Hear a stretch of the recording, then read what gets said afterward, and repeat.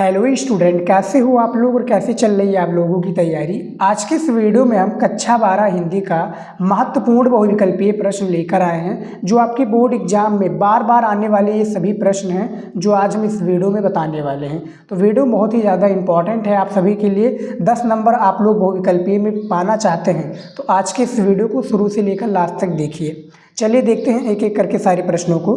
सबसे पहला प्रश्न दिया हुआ है, भारत की राष्ट्रभाषा हिंदी किस बोली से बनी है।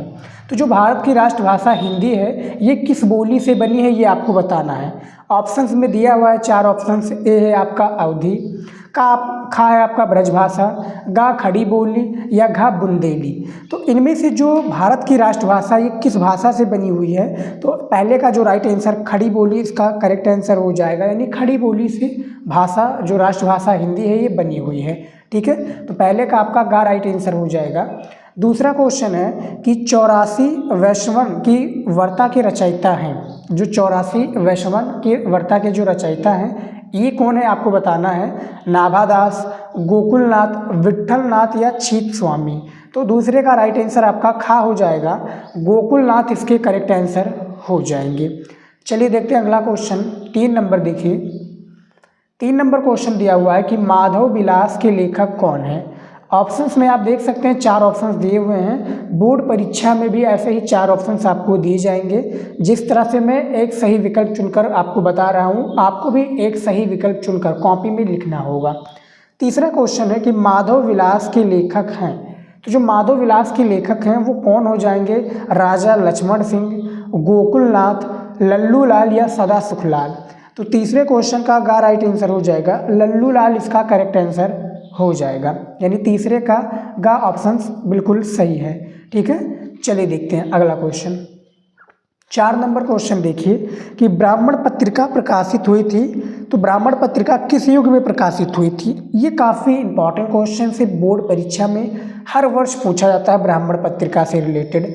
तो ये भैया भारतेंद्र युग में प्रकाशित हुई थी। अब काफ़ी स्टूडेंट सोचेंगे कि सर ये तो ब्राह्मण पत्रिका जो है द्विवेदी युग में प्रकाशित होनी चाहिए, तो ऐसा नहीं है। ब्राह्मण पत्रिका भारतेंद्र युग में प्रकाशित हुई थी।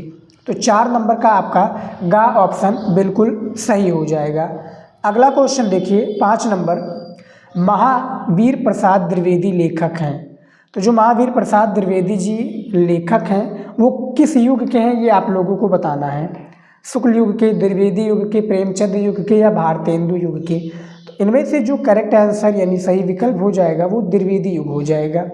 ये सभी क्वेश्चंस आपके बोर्ड एग्जाम में पूछे जाते हैं। ठीक है, 10 बहुविकल्पीय प्रश्न होता है, एक एक नंबर का प्रत्येक प्रश्न होता है आप लोगों का। ठीक है, तो ऐसे क्वेश्चंस मैं बता रहा हूँ जो पेपर में पूछे जाते हैं, तो इसको तैयार कर लीजिएगा आप लोग। 6 नंबर क्वेश्चन देखिए, द्विवेदी युग की पत्रिका नहीं है, यानी इन 4 विकल्प में से कोई एक जो है ये द्विवेदी युग की पत्रिका नहीं है, ये आप लोगों को बताना है। इंदु, प्रभा, मर्यादा या हिंदी प्रदीप। तो इनमें से जो सही विकल्प है वो हिंदी प्रदीप हो जाएगा, जो कि द्विवेदी युग की ये पत्रिका नहीं है स्टूडेंट। तो 6 नंबर का घा ऑप्शन बिल्कुल सही हो जाएगा। चलिए देख लेते हैं और भी क्वेश्चंस। सारे क्वेश्चंस को बताएंगे जो इम्पोर्टेंट हैं। अगला क्वेश्चन है 7 नंबर। देखिए कि उपन्यास सम्राट माने जाते हैं, यानी उपन्यास के जो सम्राट हैं वो कौन माने जाते हैं। श्याम सुंदर दास जी तो नहीं होंगे, जयशंकर प्रसाद भी नहीं होंगे, जैनेन्द्र कुमार भी नहीं होंगे। तो इनमें से बचता कौन है, प्रेमचंद जी, यानी 7वें नंबर का गा ऑप्शन आपका बिल्कुल सही हो जाएगा। अगला क्वेश्चन देखिए 8 नंबर। चिंतामणि के रचनाकार कौन है। जो चिंतामणि के रचनाकार हैं ये आप सभी को बताना है कि कौन हो जाएंगे चिंतामणि के रचनाकार।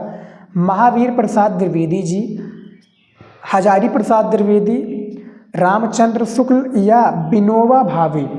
तो 8 नंबर क्वेश्चंस का राइट आंसर आपका रामचंद्र शुक्ल हो जाएगा। चिंतामणि इन्हीं की रचना है। ठीक है, रामचंद्र शुक्ल का। हाई स्कूल में यानी जो हमारे 10th के स्टूडेंट थे उनमें ये क्वेश्चन पूछा जाता है, इनका जीवन परिचय भी हाई स्कूल में पूछा जाता है।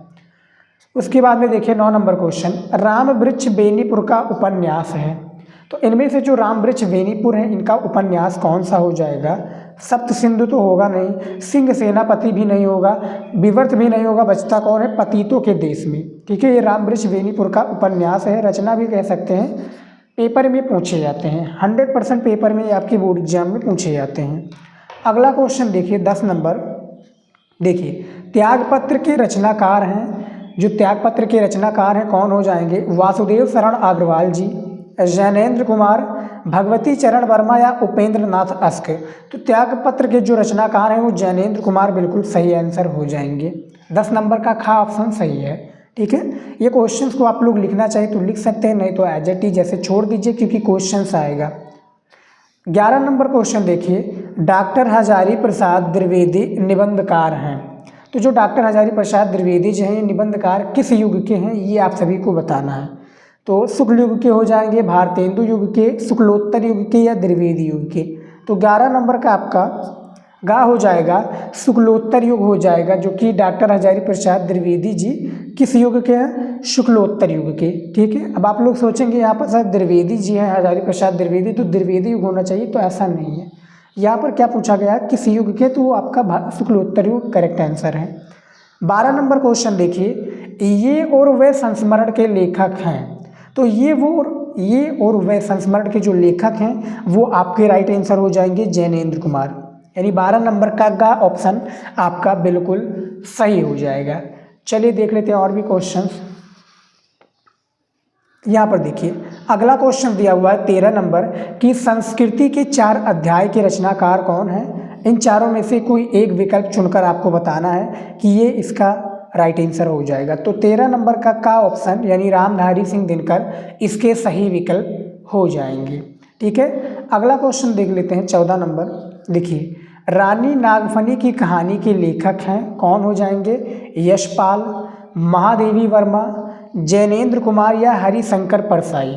तो भैया जो रानी नागफनी की कहानी है वो भैया किसने लिखी है, हरिशंकर परसाई जी राइट आंसर हो जाएंगे, यानी घा वाला बिल्कुल सही विकल्प है। ये सही क्वेश्चंस आपके पेपर में पूछे जाते हैं, तो प्लीज़ इसको तैयार कर लीजिएगा। अगला क्वेश्चन दिया हुआ है 15 नंबर, कौन सी रचना नाटक नहीं है, यानी इनमें से कौन सी रचना है जो भैया नाटक नहीं है, ये आप लोगों को बताना है। गरुण ध्वज, अपना अपना भाग्य, आन का मान या राज मुकुट। तो इसमें जो सही विकल्प हो जाएगा वो आपका राइट आंसर अपना अपना भाग्य हो जाएगा, जो कि नाटक नहीं है, यानी ये जो रचना है वो नाटक नहीं है। समझ में आ गया। अगला क्वेश्चन है 16 नंबर, हिंदी की पहली मौलिक कहानी मानी गई है। तो जो हिंदी का पहला मौलिक कहानी मानी गई है वो आप सभी को पता होगा, मैंने काफ़ी बार अपने चैनल्स पर बताए हैं। तो इनमें से आपका इंदुमती हो जाएगा राइट आंसर, जो कि हिंदी की पहली मौलिक कहानी मानी गई है। तो 16 नंबर का ऑप्शन आपका राइट आंसर हो जाएगा। अगला क्वेश्चन देख लेते हैं 17 नंबर, उपन्यास विधा पर आधारित रचना है। तो जो उपन्यास विधा पर आधारित रचना है वो कौन सा है, वो आपका निर्मला हो जाएगा। ठीक है, यानी 17 नंबर का ऑप्शन आपका निर्मला बिल्कुल सही आंसर हो जाएगा। अगला क्वेश्चन है 18 नंबर, गोदान की विधा है कौन सी है, कहानी है, उपन्यास है, नाटक है, आत्मकथा है। तो इनमें से कोई एक विकल्प है जो कि उपन्यास बिल्कुल सही हो जाएगा। ठीक है स्टूडेंट, तो इस वीडियो में फिलहाल हम आप सभी के लिए सिर्फ 18 इंपॉर्टेंट ऑब्जेक्टिव क्वेश्चंस को लेकर आए थे जो आपके पेपर में पूछे जाते हैं और बहुत ही ज़्यादा इंपॉर्टेंट है। जैसा कि यहाँ पर आप पढ़ सकते हैं कि बोर्ड एग्जाम में प्रश्न बार बार पूछे जाते हैं, तो इसको आप लोग ज़रूर तैयार कर लीजिएगा। ठीक है, बार बार क्वेश्चन पूछे जाते हैं।